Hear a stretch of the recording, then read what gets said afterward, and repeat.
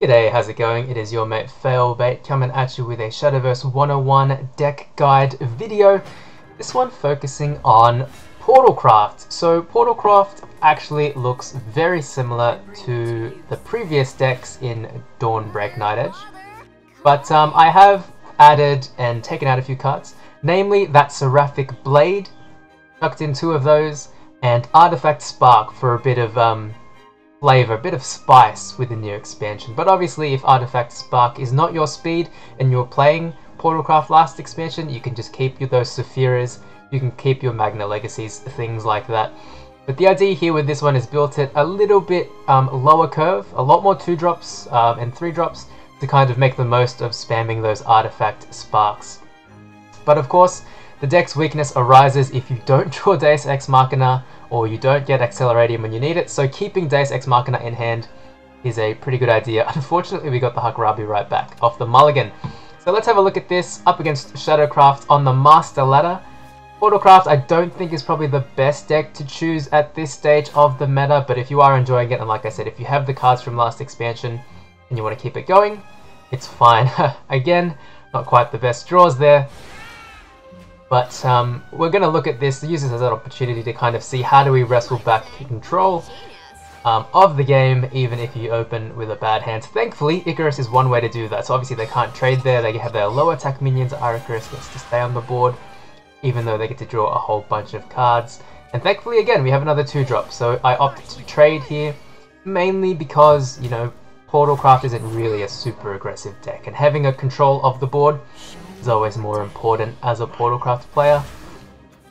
Up against Shadowcraft, though, you know, burial rights, all that sort of stuff, they do have a lot of big minions, so starting to apply the pressure here can be of some use to us. So I evolved the Icarus, we searched the artifact, and you know, I'm pretty sure I used the Seraphic Blade there.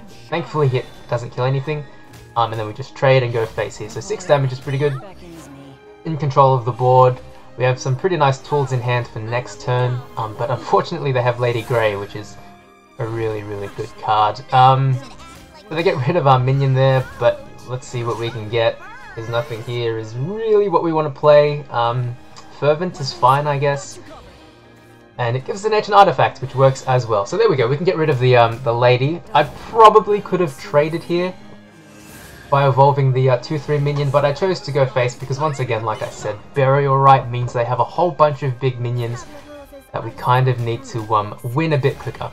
Unfortunately, Ceres is more healing, so deals with our threats pretty easily, unfortunately, and they go back up to pretty good health, setting themselves up for another easy trade with Ceres. Thankfully we have Deus Ex Machina in hand. We actually had 3 of them, but you only ever need 1, I guess. And thankfully it does trade pretty easily into this Ceres. We can go face with our minion, both at 2 health though, and you know what's coming now, don't you? If you've played any Shadowcraft, you know it's an Odile Black Swan coming to hit us and clearing the board at the same time.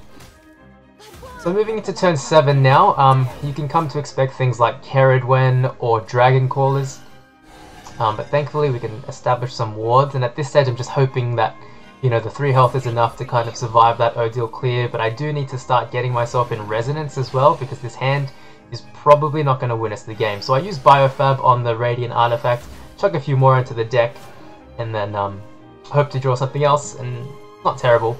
But Mist of Extinction is terrible for us, as this Odile swings for a casual 8 damage, just like that. So we're left at 9 health out of nowhere. I was trying to play aggressively, and I you know, lost the board as a result.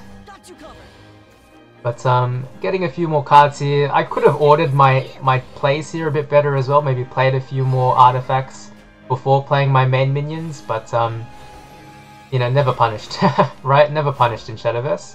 So we have some pretty good cards in hand. We have 2 Radiant Artifacts to swing for 8 damage, but of course, more healing in Shadowcraft. But aside from that, it's a pretty weak turn. So I just, at this stage, clear out my board so I can apply as much pressure as possible. Thankfully, we draw another Radiant Artifact, and I just decide, you know what? Let's go all in. If they have Aisha, then we lose, but I decide to run the gambit, take the risk, and go all face. And thankfully they didn't, which means we can win with Radiant Artifact, draw a whole bunch of cards, but we have lethal, Oh, even better! The Artifact Spark for lethal! I like it a lot. So, that is Artifact Portal on a budget. Like I said, it's very similar to the previous lists that you might have been running in Dawnbreak Night Edge, but if you are a new player and you're just getting to the game, and you happen to have opened quite a few Deus Ex Machinas, then this could be the list for you. As I said, Artifact Spark maybe isn't as necessary, but I did add it in because it's, you know, it's from the new expansion, it's a bit of fun. So if you would rather run Safira or would rather run Magna Legacies, or if you want to staunch your opponent and show that you have the Spinario card and the leader, then you can throw that in as well. But I think Portalcraft, again, maybe not the strongest deck to be using, maybe not artifacts at this stage. I hear Puppet is really good, but that can be quite expensive as well. So do keep an eye out on how Portalcraft develops as the meta progresses, because I think it could be one to watch. But at this stage, if you enjoy playing Artifact Portal, this is a good choice on a budget.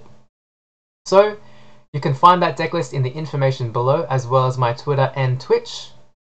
But if you are enjoying this video and if you like the Shadowverse 101 content I post on YouTube, please don't forget to like, comment, and subscribe. This has been a Shadowverse 101 deck guide video for Artifact Portalcraft on a budget, and I have been your mate Failbait. Until next time, stay in resonance.